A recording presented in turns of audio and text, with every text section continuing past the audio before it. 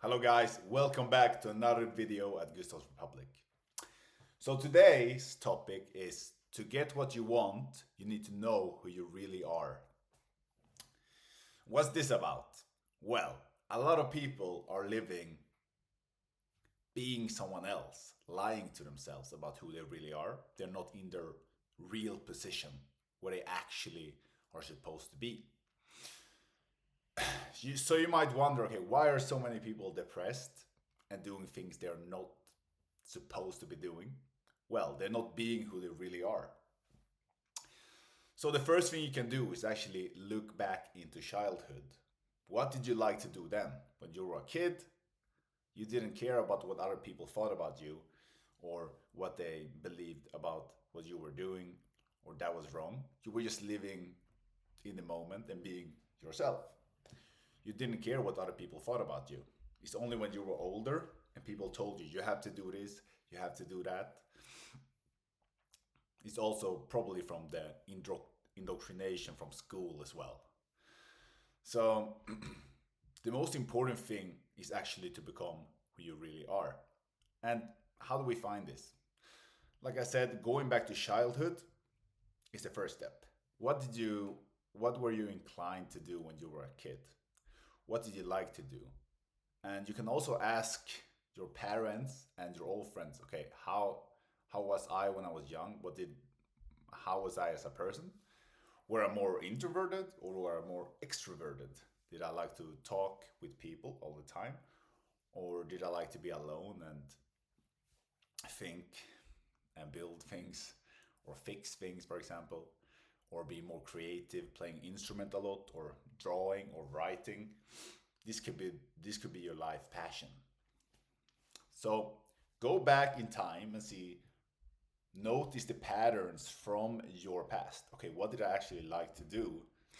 You can see patterns in your behavior. Okay, what do you do every single day? And what are you inclined to do? So you can also see, like I did, okay, which grades did I get in school?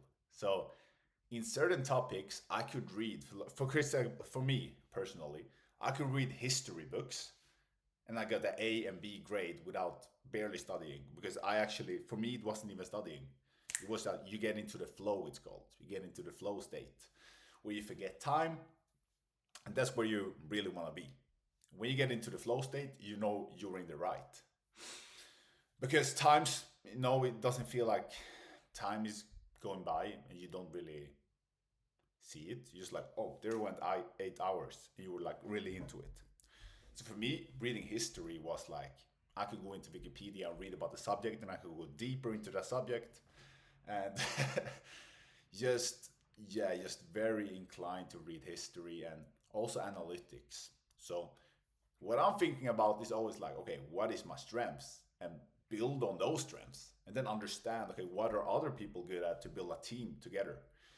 So I understand my strengths, and then you can see your strengths as well in the same.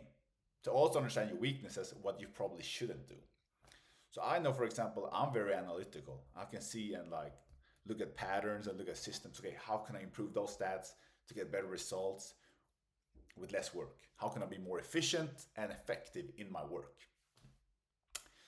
So it's also, of course, like you need to understand your weaknesses and be good at that as well. Like be proficient at your weaknesses as well, even though you should not build on that. You should probably go into a career of, let's say you're an introverted person naturally. You probably shouldn't build a career where you're always having to be social, like customer service, always talking with people all the time, building relationships. You probably shouldn't build a career about that. But you should be able to do it when you have to. That doesn't mean you should build a career around it. You should build on your strengths, of course, but you should be able to do it. You should be able to go and face your weaknesses as well. But you should not build on that. So build on yourself, build on your strengths, become really good at your strengths, and then also be true to yourself.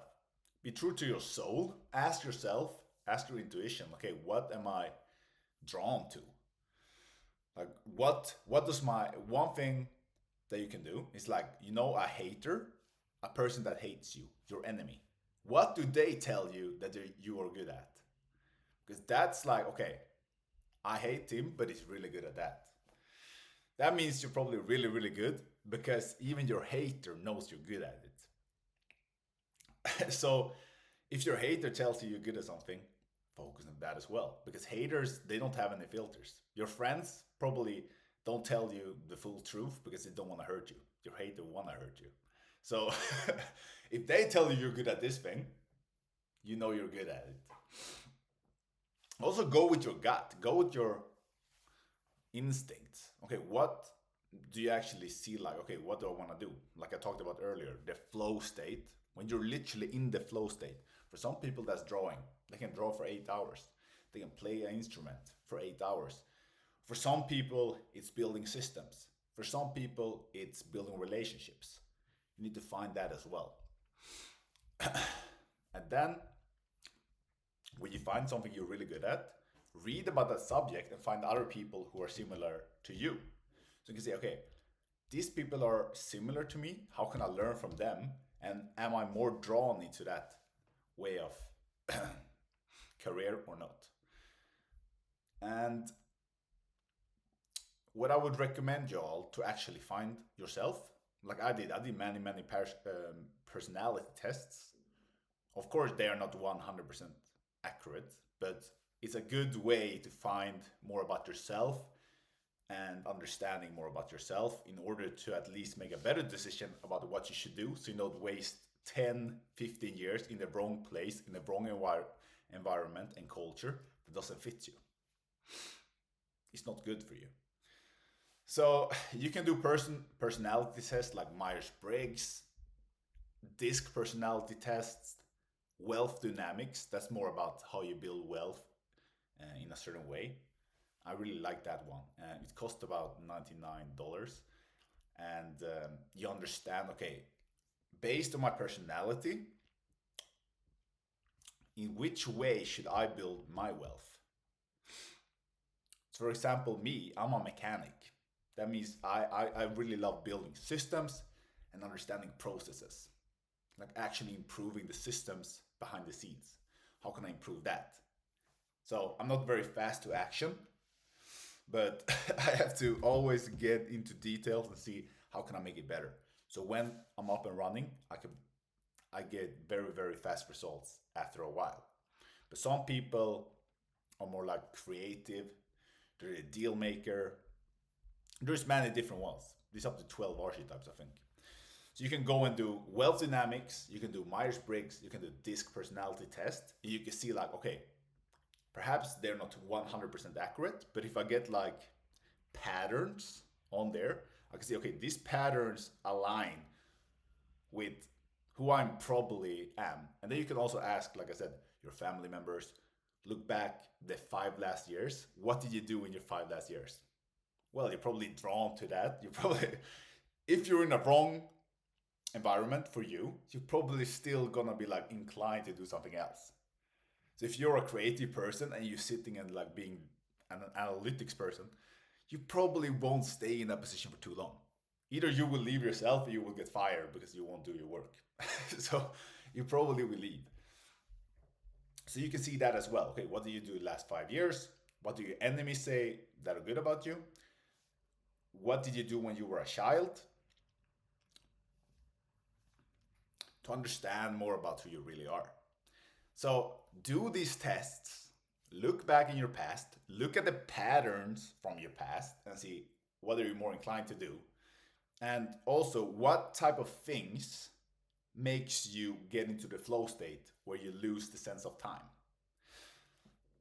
When you know this, you understand yourself better. You can also ask ChatGPT. So based on my personality, what should I actually do?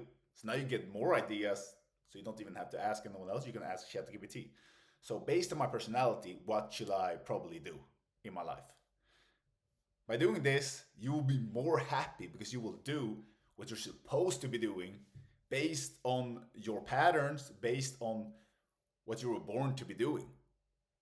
So by actually finding yourself, you're also not only doing it for yourself, you're doing it better for society.